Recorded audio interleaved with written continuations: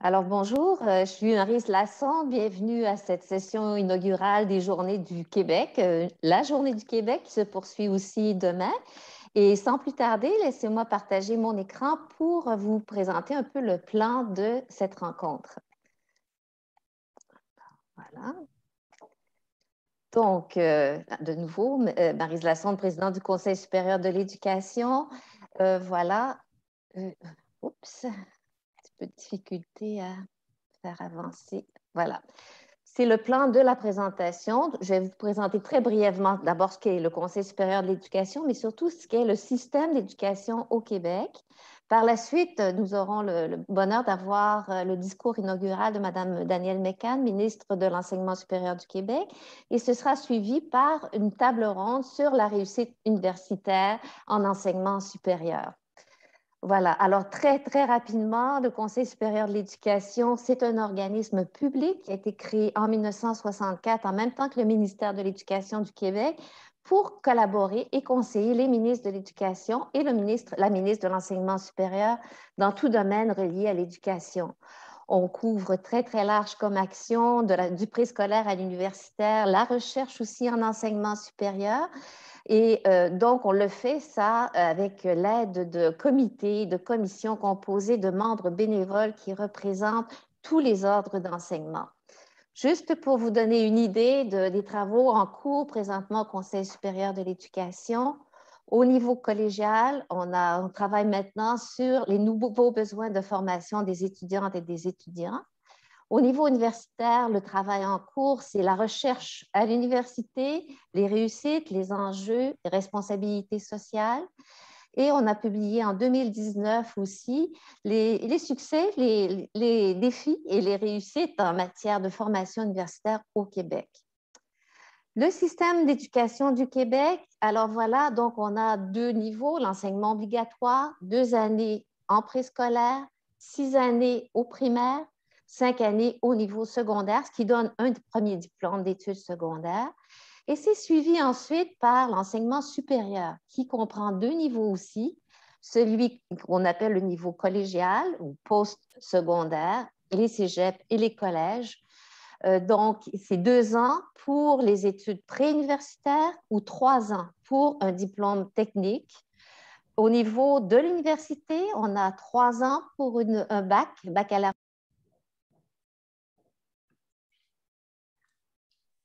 Tu as éteint ton son par inadvertance, Maryse. Ah, pardon. OK. Est-ce que vous m'entendez maintenant? Oui. Est-ce que vous m'avez entendu auparavant? On a Oui, perdu ça va bien. 3 Très secondes. bien. D'accord. Alors, écoutez, donc, c'est le système d'éducation, donc l'enseignement supérieur. Encore une fois, 3 ans baccalauréat, de 1 à 2 ans pour la maîtrise et 3 ans ou plus pour le doctorat. Donc, vous avez aussi la suivante. Voilà. Voici un peu le système. On a 18 universités au Québec. 3 d'entre elles sont sont anglophones. On a 10 universités aussi qui font partie du réseau des universités du Québec. En tout, près de 310 000 étudiants au niveau universitaire. Au niveau postsecondaire, on a 48 cégeps. Donc, ce sont des collèges d'enseignement général et professionnel qui font l'enseignement préuniversitaire et l'enseignement technique. Et on a aussi quelques collèges privés. Comme c'est moins long comme étude, il y a moins d'étudiants, bien sûr, mais près de 200 000 étudiants sont inscrits à ce niveau-là. Et voici maintenant, j'aimerais donner la parole à Mme Danielle Mécan, qui est la ministre de l'Enseignement supérieur du Québec, donc qui s'occupe finalement à la fois de l'enseignement collégial et de l'enseignement universitaire. Donc, je lui laisse la parole et j'arrête le partage d'écran.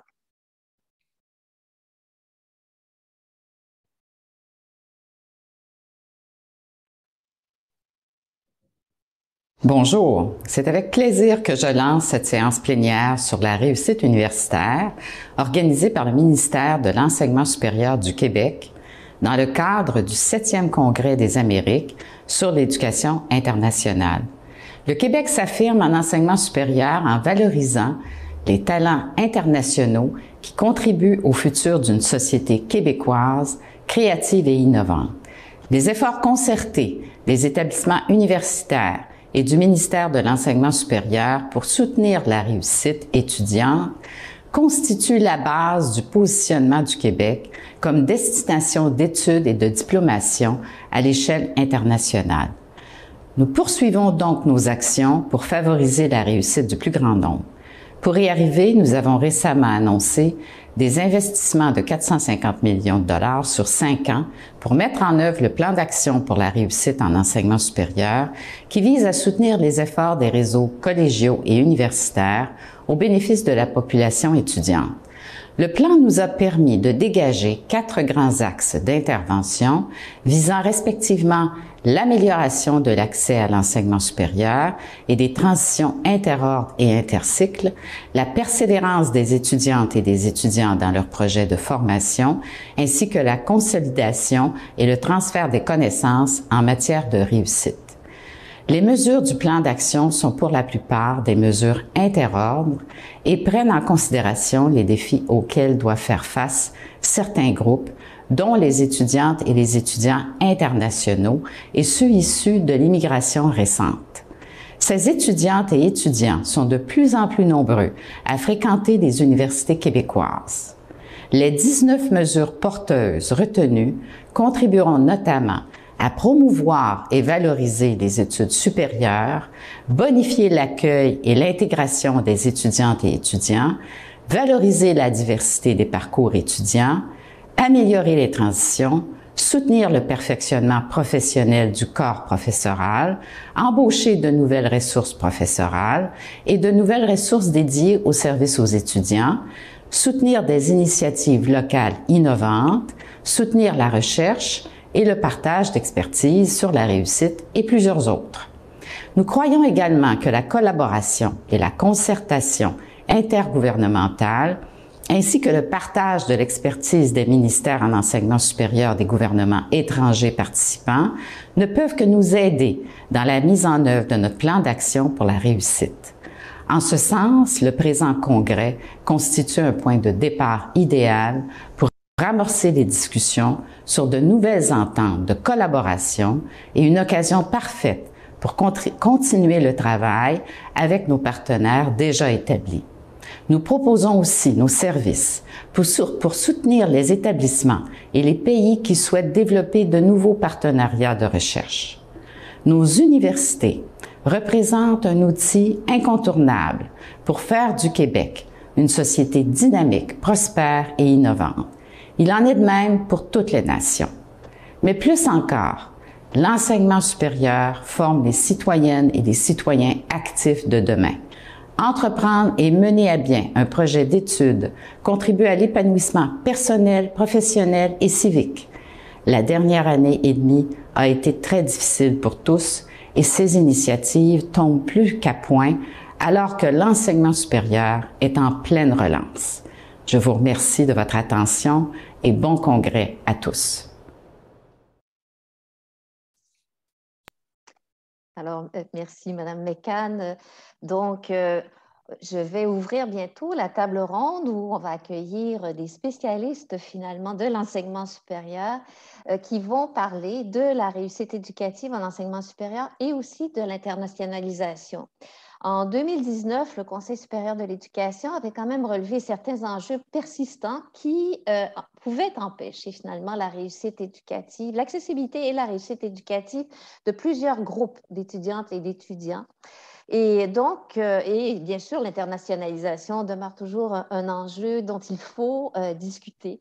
Alors, je vais vous présenter les 3 expertes du Québec qui sont réunis autour de cette table ronde. Tout d'abord, nous avons M. Pierre Cossette, qui est recteur de l'Université de Sherbrooke et qui est aussi président du Bureau de coopération interuniversitaire du Québec. Donc, M. Cossette. Nous avons Mme Marie-Claude Deschênes, qui est directrice générale du Cégep de la Pocatière et représentante de la Fédération des Cégeps du Québec. Bonjour, Mme Deschênes. Et enfin, nous avons M. Rémi Quérillon, scientifique en chef du Québec et président des fonds de recherche du Québec. Alors, j'aimerais faire un premier tour de table avec vous concernant, cette fois-ci, la réussite éducative. On vient d'entendre la ministre parler du plan de réussite éducative, de l'injection de budget supplémentaire. Je vais peut-être demander d'abord à M. Rémi Quirion d'avoir un peu sa vision de la réussite éducative, d'autant plus que M. Quirion a présidé un très, très grand chantier au cours de la dernière année sur l'Université du futur.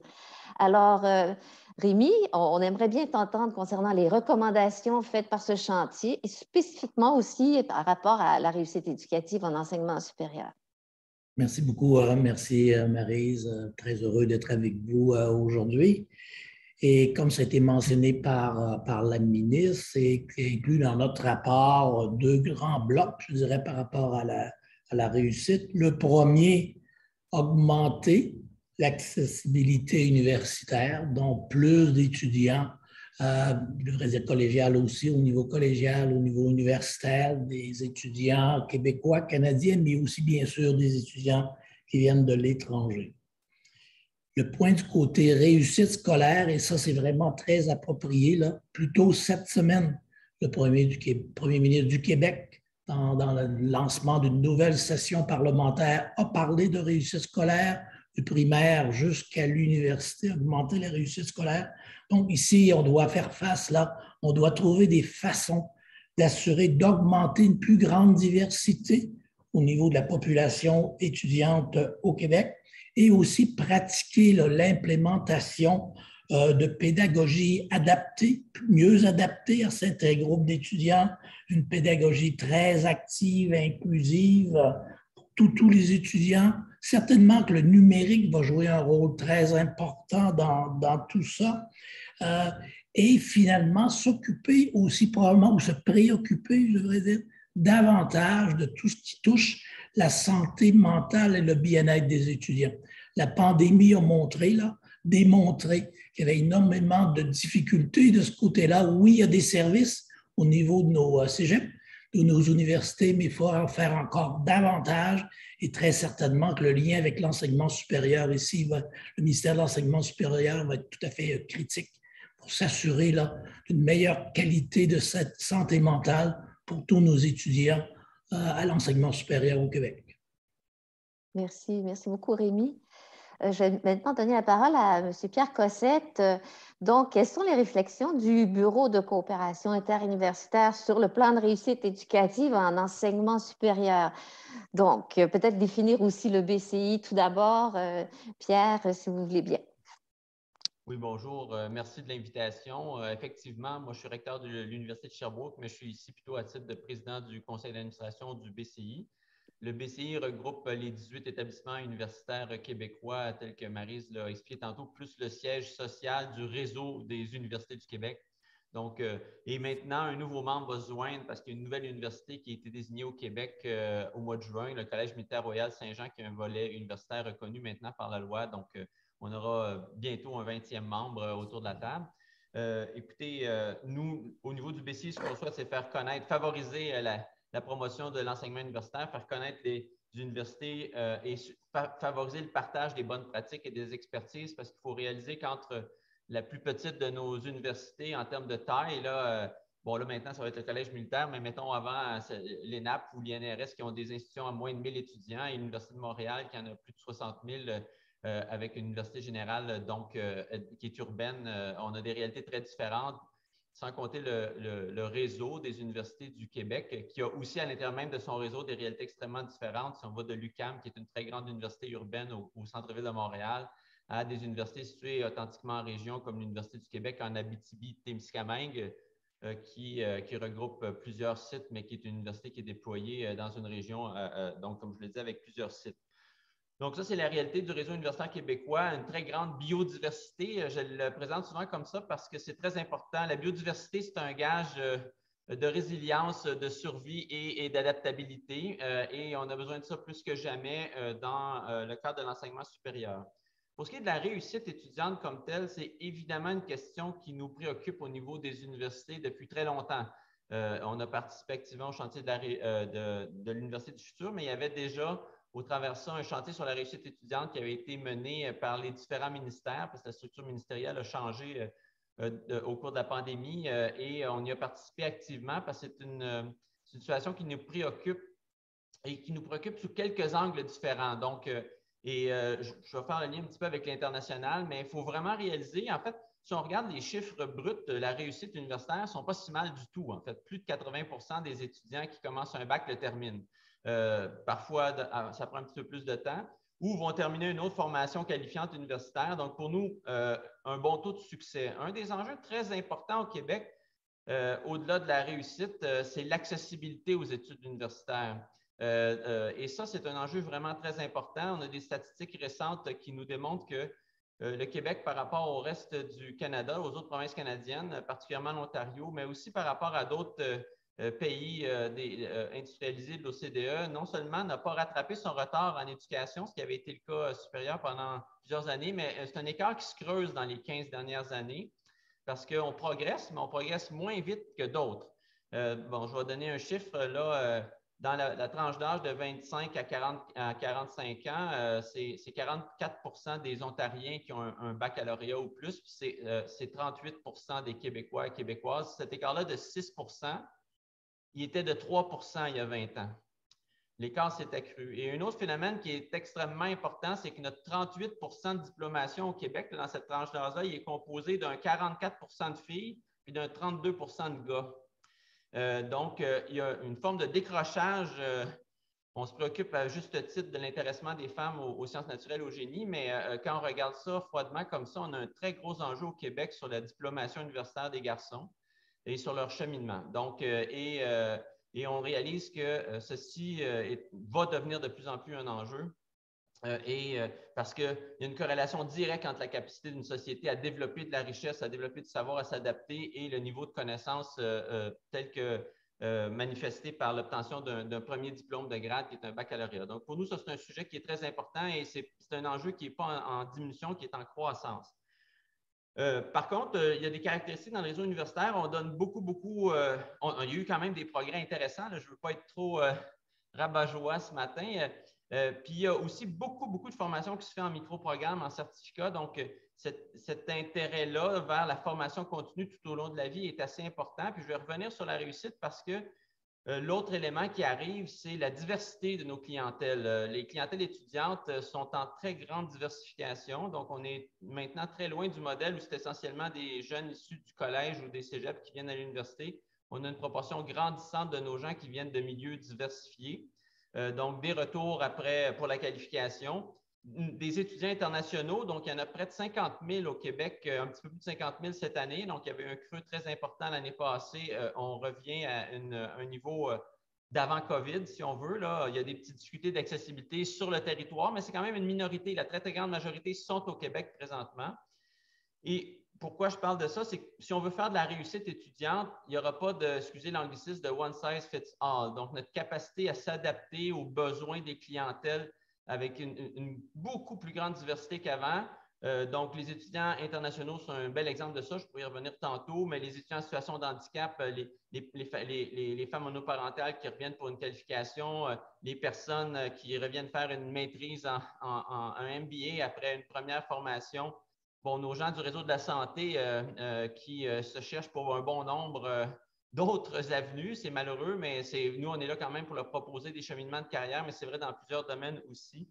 Donc, pour nous, oui, on veut atteindre les cibles du plan stratégique puis passer de 80,5 à 84 de réussite, mais il ne faudrait pas que ça se fasse au détriment de l'accessibilité, parce qu'une façon d'augmenter notre réussite, ça serait de se concentrer sur les personnes qui ont un haut taux de réussite dès le départ, donc qui sont issus de familles qui valorisent l'éducation, qui vont faire un cheminement qui est plus direct. Donc, on doit adapter nos capacités. Puis, si je reviens aux étudiants internationaux, c'est un enjeu très, très important parce qu'il y a la barrière linguistique d'une part, mais il y a les barrières culturelles.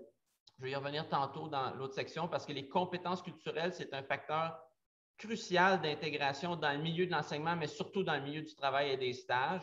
Ça fait partie des choses qu'on doit offrir aux clientèles internationales. Super, merci beaucoup.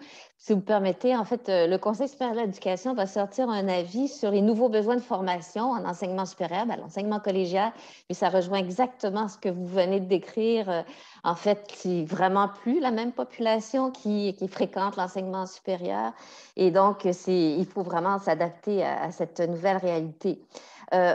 on a aussi, on a regardé aussi les chiffres, Pierre, juste pour quand même donner un petit aspect plus optimiste par rapport à la fréquentation de l'enseignement supérieur. C'est sûr que par rapport à l'Ontario, on peut peut-être penser à un décalage, mais en réalité, c'est qu'on a au Québec aussi une très belle structure. Le premier niveau d'enseignement supérieur, c'est le niveau collégial.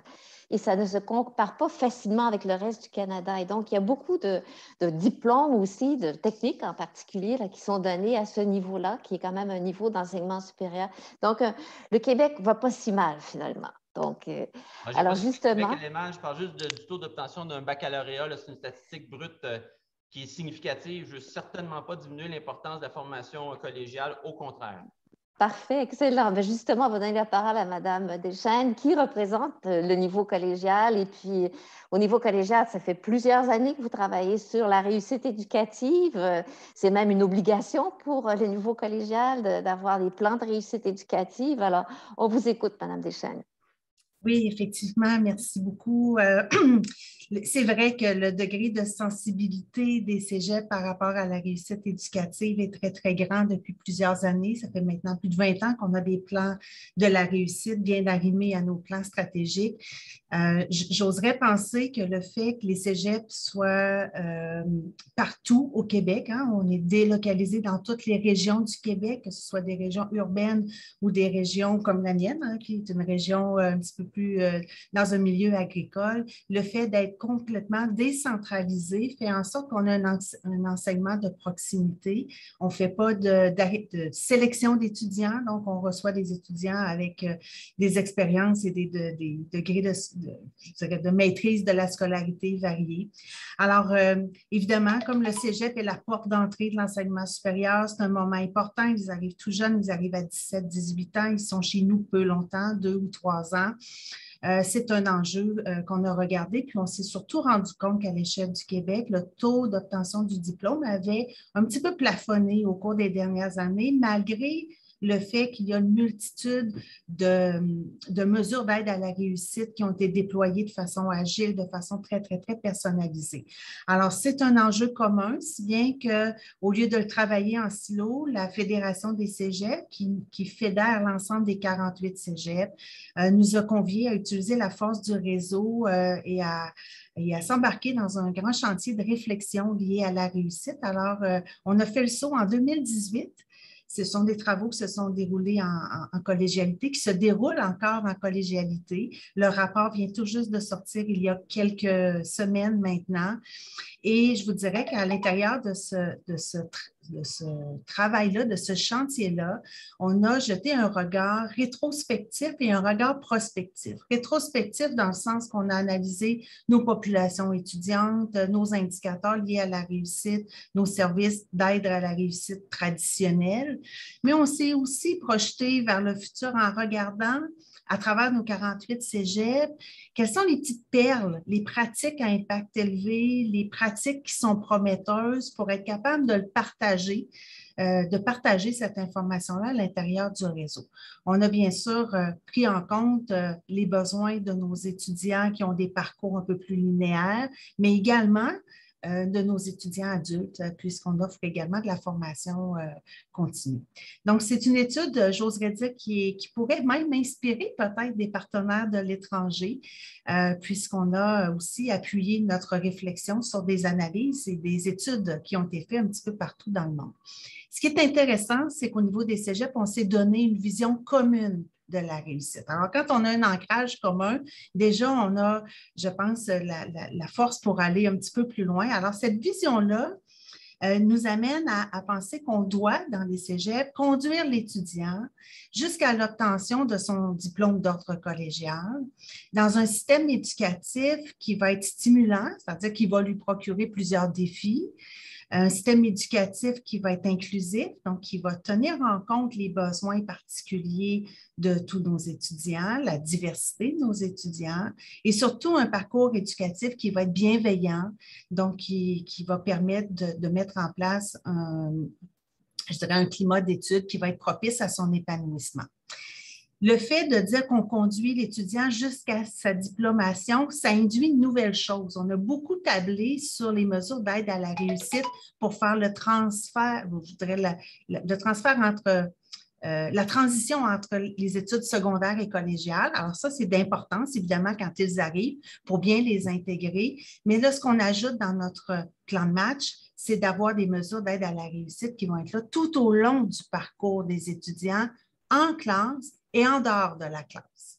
Alors, ces travaux-là qu'on vient tout juste de terminer, ils ont été faits en parallèle au grand chantier de la réussite de notre ministère, comme Mme Mécan l'a présenté tout à l'heure. Et j'oserais dire que les travaux des cégeps ont vraiment très alimenter la réflexion ministérielle, puisque dans le plan du ministère, plusieurs des recommandations faites par la Fédération des cégeps ont été reprises. Alors, je vous dirais en terminant que plus que jamais, les cégeps sont prêts à relever le défi de la réussite. Ils sont forts de cette réflexion-là, de ces expériences qu'on a acquises.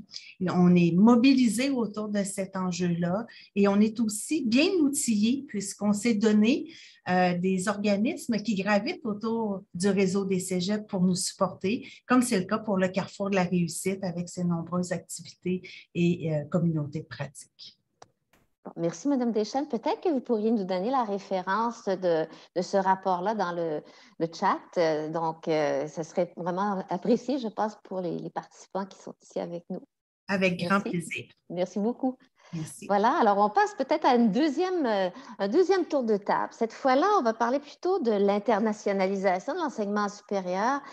Et puis, je voudrais quand même, on ne peut pas y échapper, on a un contexte qui est post-pandémique, alors ça serait quoi le rôle international des universités ou des collèges dans ce contexte-là? Comment on peut aborder la question des étudiantes et des étudiants internationaux? Est-ce qu'on va vers un retour à la normale, un changement de paradigme, formation à distance, formation hybride et le reste? Alors, c'est quand même une grande considération, de grandes considérations qu'il faut avoir dans ce contexte particulier. Alors, je vais recommencer avec Mme Deschênes. Donc, on y va avec les efforts d'internationalisation des collèges. Voilà, maintenant que je suis réchauffée, alors voilà, je vais en profiter. Alors, vous l'avez mentionné, hein, la période de pandémie nous a un petit peu obligés à repenser l'ensemble de nos stratégies à l'international. D'entrée de jeu, je vous dirais dans un premier temps que les cégeps sont extrêmement engagés dans l'international, dans les activités internationales depuis plusieurs années. C'est des efforts constants, c'est des efforts diversifiés. Mais c'est aussi des efforts, j'ai envie de dire, un peu à géométrie variable d'un collège à l'autre. Mais ce qui est certain, c'est qu'il n'y a aucun cégep qui fait exception. Alors, nos efforts dans les cégeps sont concentrés principalement sur 4 volets. Je vais juste prendre le temps d'expliquer un peu, d'illustrer les activités qu'on peut réaliser à l'intérieur de ça, puis en regardant un peu l'impact de la pandémie, où est-ce qu'on s'en va aussi à la sortie espérée de cette pandémie. Donc, le premier volet concerne la mobilité sortante. Alors, nos étudiants, nos membres du personnel qui partent à l'étranger, vivent une expérience. Au niveau de nos étudiants, ça peut être des sessions d'études, des stages, des voyages pédagogiques, des voyages culturels, humanitaires, peu importe. Les membres du personnel, soit qu'ils accompagnent nos étudiants, participent à des colloques, le partage d'expertise, des échanges pédagogiques. Mais on comprend qu'il y a eu un petit frein à cet égard-là au niveau de la pandémie. Mais déjà, dans les collèges, actuellement, on est en préparation pour des projets de mobilité pour l'hiver prochain, l'hiver 2022. Donc, on a envie de reprendre et on sent que nos étudiants ont le goût de vivre ces expériences-là. Donc, on espère bien sûr que le contexte sanitaire va permettre à la fois à nos partenaires de nous recevoir et à nous de pouvoir se déplacer. Deuxième volet de nos activités à l'international, ça concerne le recrutement des étudiants et l'accueil des étudiants internationaux. C'est un volet extrêmement important pour plusieurs cégeps. Chaque année, on en reçoit plusieurs de ces étudiants-là dans différents programmes, soit pour des parcours réguliers ou des parcours un peu plus allégé, des sessions d'études, des stages, peu importe. Alors, c'est sûr que pendant la période de la pandémie, l'accueil des étudiants a été mis sur pause d'une certaine façon. Par contre, dans plusieurs collèges, comme ça a été le cas chez nous, dans mon collège, on a permis aux étudiants de suivre la formation à distance, tout comme nos étudiants du Québec qui étaient à distance. Finalement, ils étaient traités de façon inclusive. C'est intéressant de ce côté-là. Mais déjà, depuis le mois d'août 2021, nos étudiants internationaux sont de retour sur nos campus. On est très heureux de ça, puisque c'est un volet important, non seulement pour enrichir nos programmes d'études, mais également pour combler des besoins sur le marché du travail, puisque la majorité des étudiants internationaux que l'on reçoit sont pour des programmes techniques. Le troisième volet d'activité internationale dans les collèges, ça concerne les programmes d'études. Comment on peut intégrer une dimension internationale à l'intérieur du contenu des cours ou à l'intérieur d'activités pédagogiques ou d'activités d'apprentissage. Certains collèges en milieu urbain ont la chance d'avoir une communauté multiculturelle dans plusieurs cégeps. Particulièrement les cégeps régionaux, on a moins cette chance-là de côtoyer le multiculturalisme. Alors, c'est important qu'on soit capable quand même à l'intérieur de nos cours, dans la réflexion, peu importe si c'est des cours de formation générale ou des cours de formation spécifique, d'être capable de traduire cette ouverture sur le monde pour nos étudiants. Je terminerai avec le quatrième volet de l'international qui est un volet un petit peu méconnu, mais qui est mon volet chouchou personnellement, c'est l'exportation du savoir-faire. Vous savez, dans les cégeps, on a beaucoup d'expertise. Beaucoup d'expertise au niveau pédagogique, que ce soit sur, tout à l'heure, je parlais des pratiques à impact élevé en termes de services d'aide à la réussite, mais ça peut être pour la formation à distance, l'intégration du numérique dans l'enseignement, tout ce qui concerne l'approche par compétences. Donc, on a beaucoup, au point de vue pédagogique, à partager avec des partenaires internationaux et on a beaucoup d'expertise technique. Grâce à nos centres de recherche, on a quand même 59 centres de recherche affiliés au Cégep, pour lesquels il y a une expertise technique qui est extraordinaire, qu'on peut partager à l'international. Donc, c'est un angle, évidemment, qui est moins connu, mais qui est en essor dans les dernières années et que les Cégeps souhaitent développer. Donc, je vous dirais, en post-pandémie, pour conclure mon propos, notre rôle est le même, mais le contexte, il est un petit peu différent. Les mesures sanitaires sont différentes d'un pays à l'autre. Ça nous amène à diversifier nos stratégies de recrutement et de communication avec nos partenaires, mais on sent dès maintenant le goût, le désir de relancer l'ensemble des activités parce que les gains sont beaucoup plus importants que les efforts à mettre à l'international, les gains en termes de mobilisation, en termes de réussite des étudiants, donc de côtoyer de partenaires internationaux, que ce soit de la francophonie ou de d'autres pays avec d'autres langues, c'est vraiment un aspect qui est extrêmement important dans le développement des cégeps. Super. Merci beaucoup, Mme Deschênes. Alors, maintenant, M. Cossette, Pierre, donc, en étant à la présidence de ce conseil d'administration qui regroupe toutes les universités qui sont au Québec, vous avez, je suis certaine, bien eu la connaissance de la réalité pandémique, mais qu'est-ce qui se passe maintenant? Comment s'ajuster en période post-pandémique par rapport à l'internationalisation? Comment ça se passe au Québec? En fait, la réponse courte, c'est que ça se passe plutôt bien. Okay. Donc, même si c'est un milieu qui est plus complexe. Juste rappeler, le BCI comme tel ne fait pas les relations internationales en lieu et place des différentes universités, mais offre quelques services. Donc, il y a notamment un service de mobilité étudiante dans lequel 9 des 18 universités fait partie là, pour des ententes multilatérales. Mais surtout, un service qui est méconnu, c'est le programme Accueil Plus, là, que le BCI accueille les étudiants littéralement à l'aéroport là, quand ils arrivent pour les aider dans l'orientation. C'est extrêmement précieux pendant la période pandémique. D'ailleurs, on l'oublie, mais les étudiants ont pu réintégrer le Canada depuis le 20 octobre 2020, donc ça fait déjà pas mal longtemps, puis ça s'est très bien passé. Mais dans ce programme Accueil Plus-là, en 2021, il y a plus de 7 000 étudiants qui ont été accueillis à l'aéroport par cet accueil-là qui est subventionné par le gouvernement du Québec, là, le MIFI-MEI et le ministère de l'Enseignement supérieur. Donc, c'est des activités qu'on fait. Mais si on regarde plus globalement, c'est très important, les étudiants internationaux, dans l'écosystème universitaire québécois. Là, c'est près de 50 000, je vous l'ai dit tantôt. Là, donc, si on fait un petit compte vite, c'est qu'il y a un étudiant sur 6 de nos campus universitaires qui n'est pas un résident permanent ou un citoyen canadien. C'est une richesse incroyable. Et ce qu'il faut se rappeler, c'est que c'est bon pour tout le monde. On pense évidemment que c'est excellent pour les étudiantes et étudiants qui viennent de l'étranger et sur nos campus, mais c'est aussi excellent pour les étudiants et étudiantes québécoises d'être en contact avec cette diversité-là dans différents secteurs. Et notamment aux études supérieures de maîtrise et doctorat de recherche, il y a certains secteurs où la proportion d'étudiants internationaux est très, très élevée. Et pour nous, ça, c'est une richesse vraiment grande, cette attractivité-là, parce que ça contribue à la valeur de nos programmes, à la valeur de l'expérience universitaire et à la richesse de ce qu'on y trouve.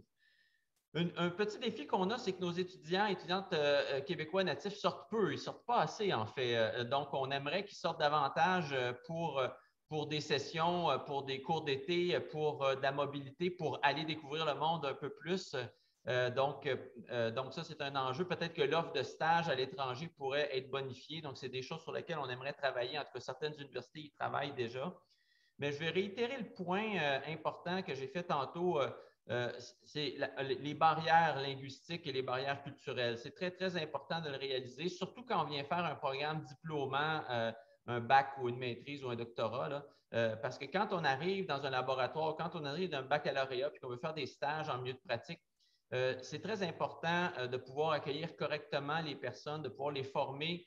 Oui, la barrière linguistique, elle est évidente, mais la façon dont on vit une hiérarchie, un lien d'emploi au Québec est pas mal différente, même du reste de la francophonie, et d'apprendre à dealer avec ça, excusez l'anglicisme, et à le faire d'une façon correcte, à poser les questions, à être proactif, à vivre la convivialité qui peut être un petit peu perturbante parfois du milieu québécois.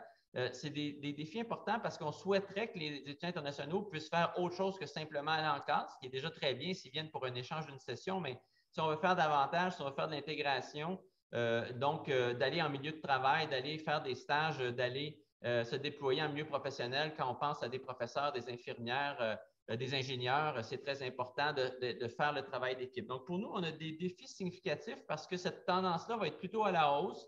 On a évidemment le bassin de recrutement des 3 universités anglophones est un peu différent que celui des 15 autres qui sont des universités francophones.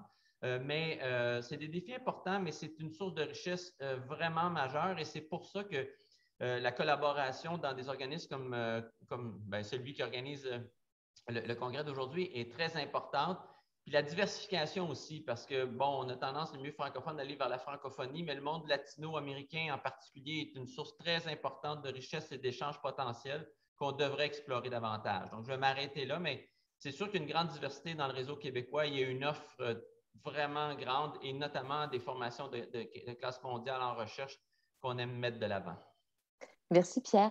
Et si je me souviens bien, je pense dans plusieurs institutions universitaires du Québec, bien que, par exemple, les institutions francophones, bien que l'enseignement soit donné en français, très souvent, on permet aux étudiantes et aux étudiants d'écrire leurs travaux, leurs examens, soit en anglais, soit même en espagnol, quand les professeurs peuvent le lire finalement. Alors, je pense qu'il y a aussi cette ouverture quand même qui existe dans plusieurs institutions au Québec. Oui, puis là, effectivement, il n'y a pas d'une seule façon de faire dans les institutions. C'est sûr que les institutions francophones sont en général francophones, comme elle le dit, c'est les activités principales, mais la vie au travail, en fait, c'est les laboratoires, les grands laboratoires de recherche des universités québécoises sont multilingues, en fait, parce qu'il y a des gens de toute la Terre qui y viennent, là. Donc, il y aura de l'anglais aussi, il y aura de l'espagnol, il y aura différentes langues dépendamment du bassin de recrutement. Mais c'est important, en fait, c'est une question pertinente parce que c'est important quand on s'inscrit dans un programme de s'assurer des conditions parce que toutes les universités n'ont pas le même positionnement et il faut être clair, et il faut que l'entente soit très claire quand un étudiant, une étudiante arrive sur dans quel univers il pose les pieds. Super. Merci beaucoup, Pierre. Alors, je me tourne vers Rémi Quérillon, scientifique en chef du Québec, mais qui aussi administre tous les fonds de recherche du Québec. Et qui a travaillé très, très fort pour faciliter l'internationalisation de la recherche au Québec. Alors, Rémi, quelle est la position, là? Comment on peut aider à l'internationalisation au Québec et surtout la venue d'étudiantes et d'étudiants? Oui, question très, très importante et qui nous préoccupe quand même beaucoup avec cette pandémie-là, post-pandémie. C'était vrai avant, mais c'est encore plus vrai maintenant. La plus grande richesse, ça va être les cerveaux, ça va être la matière grise. Et la compétition mondiale devient féroce. Donc, oui, le Québec peut être très attrayant, mais la compétition avec les grandes universités américaines, européennes, en Angleterre, les investissements que ces universités-là font maintenant pour recruter des étudiants de partout à travers le monde, c'est vraiment très, très costaud, beaucoup plus agressif comme façon de faire que ça l'était avant la pandémie. En plus, au Québec, on a des problèmes de main-d'œuvre dans plusieurs secteurs, pas seulement pour des étudiants après un collège et l'université, mais c'est encore plus dramatique au niveau des étudiants post-enseignement supérieur. Donc, il faut trouver des façons là de mieux articuler nos offres. Oui, au Québec, Pierre le mentionnait, 50 000 étudiants étrangers, mais on est en grand déficit par rapport à d'autres provinces au Canada. Donc, il y a du travail à faire de ce côté-là par rapport à l'Ontario, par rapport à la Colombie-Britannique, par exemple, pour attirer davantage d'étudiants étrangers et aussi en retenir une certaine partie, peut-être pas tous, mais une bonne partie. Donc, ce qu'on essaie de faire, c'est d'être plus flexible au niveau des fonds de recherche du Québec, d'avoir des programmes de bourse beaucoup plus ouverts pour les étudiants étrangers. Et ça doit se faire, oui, ministère de l'Enseignement supérieur, oui, ministère de l'Économie et de l'Innovation, mais aussi avec tout ce qui est du côté plus immigration, faciliter les approches, faciliter les insertions. Ce qu'on va faire aussi, c'est d'augmenter la valeur des bourses parce qu'on est plus compétitif. Si on va aller chercher, convaincre les jeunes de faire des maîtrises, faire des doctorats, il faut doubler le montant des bourses qui sont offertes. Il faut augmenter le nombre de bourses qu'on offre et aussi ce qu'on commence à discuter avec notre ministère de tutelle, avec Économie et Innovation, d'avoir un genre de plan de carrière. Peut-être pas pour tout le monde, mais au moins d'être capable de dire, oui, après un doctorat, on va essayer de vous aider là, pour avoir une année additionnelle pour peut-être travailler dans l'industrie, aller trouver un emploi pour un certain temps. Et de cette façon-là, on pense qu'on va réussir à peut-être retenir davantage certains de ces jeunes-là qui vraiment sont très brillants et peuvent contribuer là, à la société québécoise. Donc, certainement, on va mettre beaucoup d'emphase là-dessus au cours des prochaines années. Mais le défi est grand et on va devoir travailler très étroitement avec le réseau des collèges et le réseau des universités là, pour réussir. Et oui, bien sûr, on va sûrement se tourner vers la francophonie, collaboration additionnelle avec l'Association des universités francophones, par exemple, mais aussi, comme on disait il y a quelques minutes, l'Amérique du Sud, les pays plus anglo-saxons, l'anglophonie, on doit vraiment aller partout parce que la compétition va être vraiment féroce au cours des quelques prochaines années et on ne peut pas rester en arrière. Merci Rémi. Vous savez, la session est ouverte aux questions. Vous pouvez poser vos questions dans le chat donc, que vous avez à la base, en bas de votre écran. Donc, il ne faut pas vous gêner pour poser des questions à nos experts, notre experte et nos experts. Alors, mais peut-être d'ici à ce que vous en posiez, je voudrais, peut-être Rémi, ce serait possible aussi de parler de l'internationalisation en termes aussi de subventions de recherche avec des équipes internationales. Là, quand même, je crois que les fonds de recherche aussi sont très impliqués à ce niveau-là. Oui, et là, on a, avec le ministère des Relations internationales du Québec, qui a différents types de programmes, nous, on en a aussi. Souvent, ça reste un peu encore embryonnaire.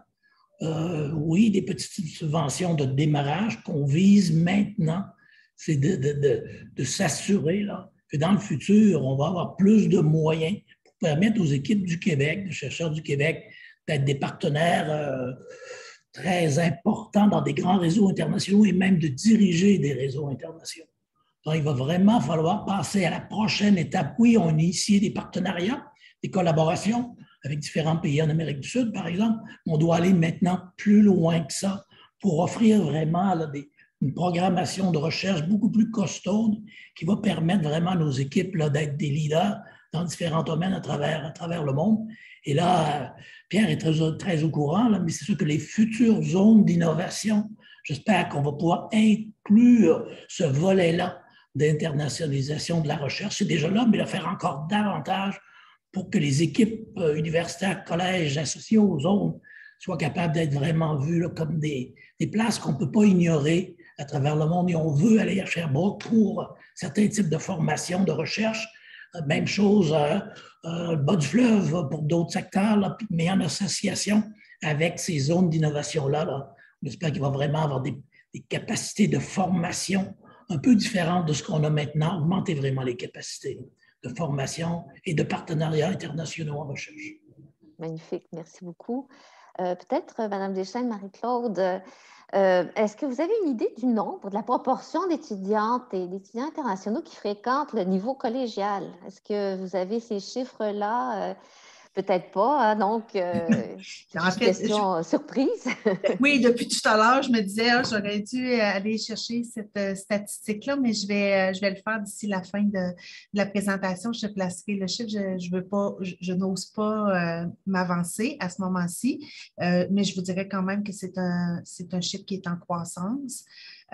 C'est évidemment, nous, pour recevoir des étudiants, on est limité beaucoup à la francophonie, puisque nous avons une épreuve qui est obligatoire par notre ministère, qui est l'épreuve uniforme de français. Alors, ça met un petit peu un frein sur le plaisir de recevoir des étudiants qui maîtriseraient une autre langue que celle du français. Alors, nos efforts sont vraiment concentrés de ce côté-là, mais je vais essayer de vous trouver ce chiffre-là. Je sais qu'il y a des gens de la Fédé qui sont à l'écoute, alors peut-être qu'ils vont être plus rapides que moi. Sûrement, d'accord. Merci beaucoup. Je viens de recevoir une question de monsieur Adit El Moutache, excusez-moi. Alors, bonjour, en parlant d'internationalisation, comment faites-vous pour la gestion du risque par rapport au voyage des étudiants et pour les professionnels de l'enseignement à l'international? Est-ce que ça fait partie de nos listes de priorités au Québec? Alors, qui peut répondre à ça? Peut-être Pierre? Oui, bien, la gestion du risque, on oublie qu'avant la COVID, on gérait tout le temps des risques, là. Donc, parfois, ça nous obnubile un peu, mais en réalité, on gérait des risques de biosécurité dans nos laboratoires. Comme je le dis à la blague, en génie, ils travaillent avec l'acide sulfurique, en médecine avec de la radioactivité et puis avec des plaques de béton tellement lourdes en génie et ailleurs qu'on aurait pu mourir en dessous. Donc, gérer le risque, on fait ça tout le temps. Le risque des voyages aussi, on le fait tout le temps. Dans toutes les grandes catastrophes humanitaires, géologiques ou même militaires, il y a toujours des étudiants qui sont pris là-dedans. Donc, ceci dit, le monde est plus imprévisible que jamais et c'est un peu troublant. Peut-être l'incident le plus troublant, c'est l'avion qui a été abattu en Iran au départ de Téhéran, où il y avait plusieurs étudiants québécois à l'intérieur. Donc, oui, on apprend à gérer ce risque-là et ça prend des registres de mobilité, ça prend des niveaux d'assurance et d'assurabilité qui sont différents. On apprend aussi à bien travailler avec Affaires mondiales Canada et les niveaux de sécurité différents au niveau des pays. Je vais prendre un exemple de l'Université de Sherbrooke. On a beaucoup de collaboration avec le Mali. Évidemment, c'est très complexe au Mali présentement depuis pas mal d'années, en fait. Mais on est capable de faire des choses, mais il faut le faire d'une façon responsable. Parce que quand nos étudiants se promènent, même si c'est des personnes majeures, on a une responsabilité institutionnelle. Donc, on doit être un peu mieux équipé et on a appris à le faire au fil des années, mais c'est un défi qui est permanent parce que le monde est imprévisible. Il est imprévisible partout aussi. Donc, on doit être sur le qui-vive, mais je ne veux pas être trop lourd avec ça parce qu'il reste que la très, très, très grande majorité là, de nos mobilités se passe bien, vraiment très bien. Mais pour nous, la COVID, écoutez, une fois qu'on est doublement vacciné, je le répète, là, on a développé dans le réseau universitaire toutes les capacités nécessaires pour accueillir les étudiants, même les quarantaines, la vaccination, toutes ces choses-là, on sait faire. Notre accueil plus proposait d'ailleurs de la vaccination dès l'arrivée pour ceux qui ne l'avaient pas depuis le début de la COVID. Donc, ça fonctionne, mais c'est une réalité incontournable. Excellent, très bien, merci. Rémi, peut-être, oui? Non, peut-être que je n'ai pas vraiment ajouté. Peut-être que j'ajouterais sur un autre volet, une opportunité, je pense, pour le Québec, pour les réseaux internationaux, pour la formation des étudiants d'enseignement supérieur, tout ce qui touche les changements climatiques. Beaucoup, beaucoup d'intérêt des jeunes partout dans le monde. On a un certain leadership au Québec. On veut aller plus loin. Donc, de bâtir des réseaux globaux originaire du Québec, là, mais sur la thématique des changements climatiques, je pense qu'on pourrait avoir un très fort leadership et aller chercher davantage de jeunes qui voudraient venir dans nos collèges et nos universités. Merci. Puis je vois aussi qu'on a déjà reçu toutes les... je pense qu'on a quelques données de la CAI qui concernent les partenariats internationaux. Donc, ça aussi, c'est avec des subventions qui facilitent aussi les collaborations, financement d'étudiantes et d'étudiants. Alors, ça aussi, je pense que c'est à considérer. Donc, est-ce que Marie-Claude voudrait rajouter quelque chose? Et en fait, j'ai la réponse à votre question. On y va? Okay.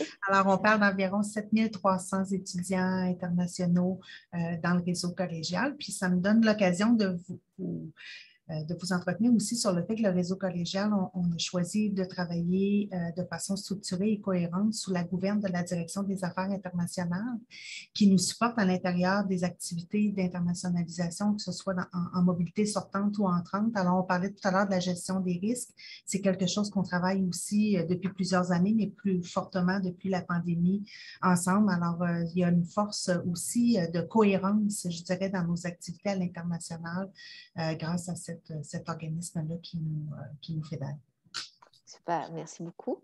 Est-ce qu'il y aurait un petit mot de la fin que vous voudriez donner? Peut-être Pierre? Peut-être un des enseignements. C'est sûr que pour l'expérience internationale, les étudiantes et étudiants veulent venir. Okay? Pour 90% des étudiants, s'il n'y a pas l'expérience de mobilité réelle, ça perd de son intérêt.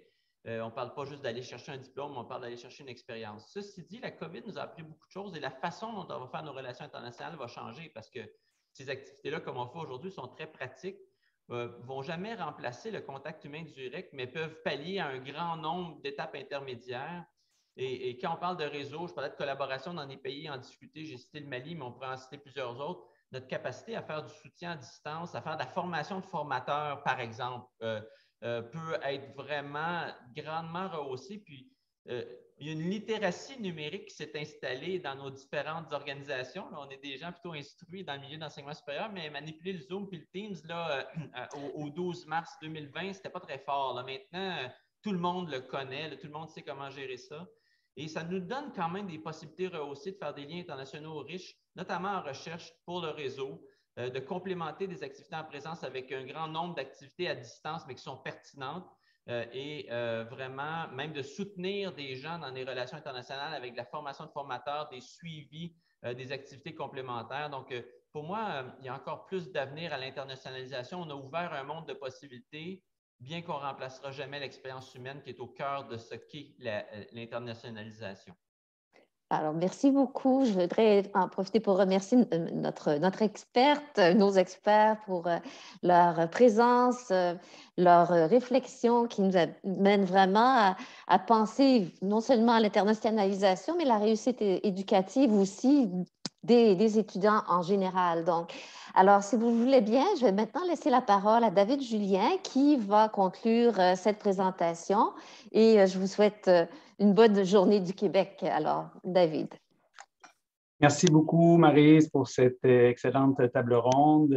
Maryse doit se téléporter rapidement en Belgique pour une session similaire, mais je suis content d'apprendre de la voix de nos panélistes aujourd'hui cet intérêt vraiment bien marqué pour l'Amérique latine et la Caraïbe. De notre côté, à l'Organisation universitaire interaméricaine, évidemment, c'est un peu notre mission on croit beaucoup aussi à certains noyaux francophiles au sein de l'Amérique latine. Je pense que les universités, les collèges du Québec, peut-être dans un échiquier mondial où la lutte est féroce pour les gros marchés tels la Chine ou l'Inde, on a un avantage significatif sur le plan de l'intégration culturelle avec une culture qui, après tout, nous ressemble quand même dans notre unicité québécoise, un peu les latinos du Nord, si on veut. Alors, je suis bien content d'en prendre les commentaires. Je tiens à remercier aussi la participation là, du gouvernement du Québec à travers le ministère de l'Enseignement supérieur, le ministère des Relations internationales et de la francophonie, mais aussi le soutien des fonds de recherche du Québec et du Conseil supérieur de l'éducation pour nous d'offrir une conférence comme le CAI, évidemment. Ça demande beaucoup de ressources et grâce à leur soutien, et vous voyez l'ouverture aujourd'hui, je pense que c'est clair. Peut-être aussi de renforcer juste quelques trucs. Il y a toujours, bon, le CAI est un événement de toutes les Amériques. Il y a cependant toujours une espèce de volet bilatéral entre le Québec et le pays d'accueil. Clairement, là, nos membres au niveau du Chili, des éditions passées aussi, là, si on recule avec la Colombie, le Mexique, l'Équateur, le Brésil, ont des intérêts particuliers pour faire du bilatéral avec le Québec. Alors, c'est une invitation, si vous avez écouté cet entretien, que vous soyez un établissement québécois ou que vous soyez de l'autre côté un établissement, mais on vous invite à regarder notre site web pour nous rejoindre. Et sachez, comme je l'ai mis dans le chat, qu'on a différents programmes. On vient de lancer un appel à projet de recherche sur les objectifs de développement durable grâce au soutien d'un groupe d'universités, dont l'Université de Sherbrooke. M. Cossette, merci, mon université en plus. On participe fréquemment là, aux appels du ministère des Relations internationales de la francophonie. Alors, je profite pour dire aux gens qui nous écoutent qu'il y a présentement des appels ouverts, notamment pour Jalisco avec le groupe de travail Québec-Mexique avec Jalisco, Guadalajara et la région là-bas, avec le Chili, avec le Brésil. Donc, il y en a déjà qui sont fermés avec Cuba. On est toujours actifs sur ces projets-là, mais si vous avez des idées, mais si vous manquez peut-être de partenaires identifiés, évidemment, à travers le CAI, vous pourrez en trouver, mais n'hésitez pas à nous contacter. Donc, voici. Je veux terminer en disant, comme Maryse nous l'a dit d'emblée, c'est un peu la journée Québec au sein du CAI. Vous verrez tout à l'heure, on a un panel de rectrices et de recteurs. Je suis content d'annoncer qu'on aura la rectrice de l'Université Laval, qui est également présidente du conseil d'administration d'Université Canada, qui regroupe un peu la structure similaire du BCI, mais au niveau canadien. Donc, toutes les universités canadiennes sont membres de l'Université Canada. Elle sera là avec le recteur de l'Université du Chili et la rectrice de l'Université fédérale de Rio de Janeiro, deux universités qui sont dans le top 10 des universités latino-américaines. De même qu'on a prévu là, la participation, plusieurs des universités, des collèges québécois auront leur session parallèle aujourd'hui. Alors, j'invite les participants qui sont là, qui souhaitent peut-être apprendre des études de cas un peu plus spécifiques et des possibilités de partenariat plus concrètes, de voir